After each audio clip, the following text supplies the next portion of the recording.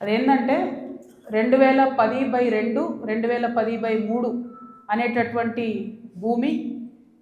దీనికి 1975 నుండి కూడా ఈ భూమికి కంప్లీట్గా పట్టాలు ఉన్నాయి, దానికి పాస్బుక్లు ఉన్నాయి.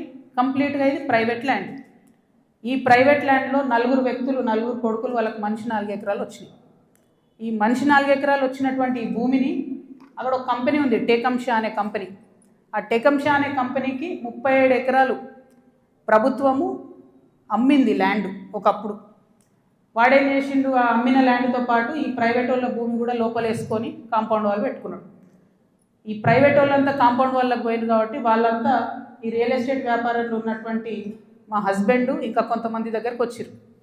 ఈ 16 ఎకరాల భూమికి దాదాపు ఒక 20 మంది ఆ భూమిలో ఉన్నారు. అందులో మా భర్త కంపెనీ కూడా ఒకటి.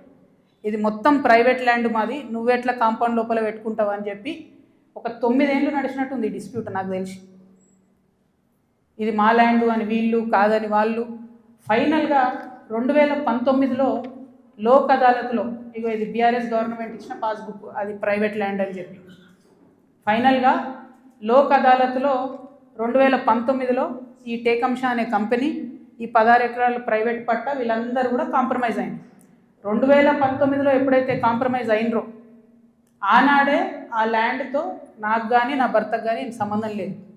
ఆ పట్టేదారుల తరఫున ఉండి కొట్లాడినటువంటి మా భర్త గారు, వాళ్ళ ఫ్రెండ్స్, వాళ్ళ కంపెనీ అందరు కూడా ల్యాండ్ అమ్మేసి బయటకు వచ్చేసి. ఎప్పుడు? 2019. 2019లో మా హస్బెండ్ బయటకు వచ్చేసిన తర్వాత 2022లో ఫస్ట్ పర్మిషన్, బీఆర్ఎస్ గవర్నమెంట్లో ఫస్ట్ పర్మిషన్ ఇచ్చింది కన్స్ట్రక్షన్కి, 12 ఎకరాల ల్యాండ్కి కన్స్ట్రక్షన్. మరి పట్టా భూమి అయితే ఎందుకు ఇచ్చారు పర్మిషన్? మరి అది గవర్నమెంట్ భూమి అయితే ఎందుకు ఇచ్చారు పర్మిషన్? 19లోనే మా హస్బెండ్ ఎగ్జిట్ అయిపోయింది అక్కడితో. 22లో పర్మిషన్ వచ్చింది ఆ ల్యాండ్కి. మరి ప్రభుత్వ భూమి అయితే ఎట్లా ఇచ్చారు పర్మిషన్? సంతకం పెట్టింది ఎవరు?